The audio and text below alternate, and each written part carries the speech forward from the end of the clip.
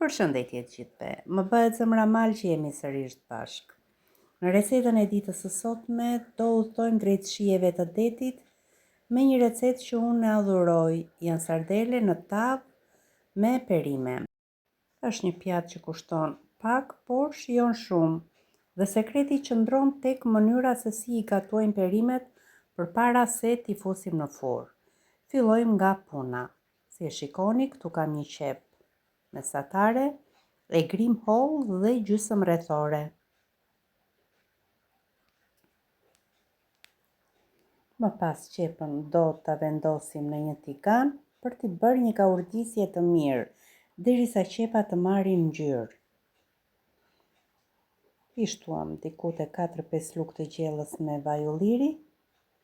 Kaurdisim qepën mirë, ndërkohë ne presim 3 speca, unë specat I kam marrë me ngjyrë, 2 të kuq dhe 1 jeshil.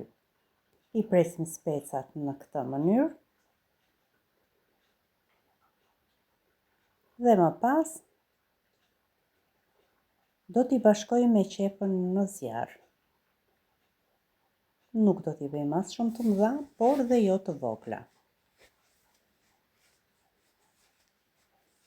Si e shikoni, qepa është zbutur, ka filluar të marrin dhe ngjyrë. Nëse dëshironi në këtë moment mund t'i shtoni dhe hudhër. Unë nuk po I shtoj sot hudhër, pasi është bërë pak tekanjozër e ua, e ndjen her pas here aromën e hudhrave. I shtuam specat,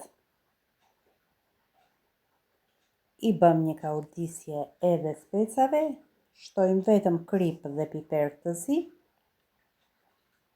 dhe më pas do ta shuaj me verë të bardhë. Është diku tek një filxhan kafeje verë e bardhë.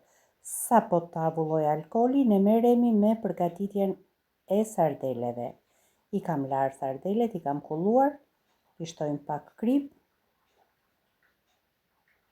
I grim piper të zi. Do t'i shtojmë vaj ulliri, kam shtrydhur edhe 1 limon.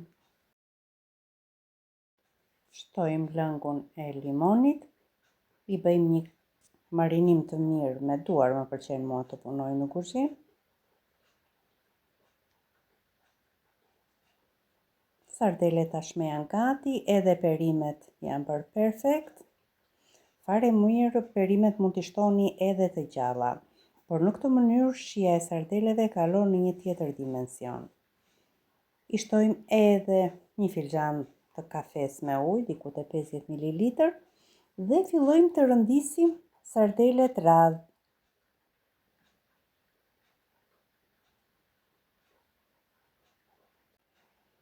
Sot në këtë recetë të sardeleve nuk kemi gatuar thjesht një peshk, por kemi sjellë në tavolinë freskinë e detit dhe thjeshtësinë që na karakterizon.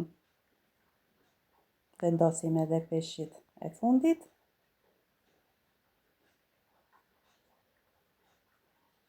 Natyrisht mund t'i rëndisni si të dëshironi ju.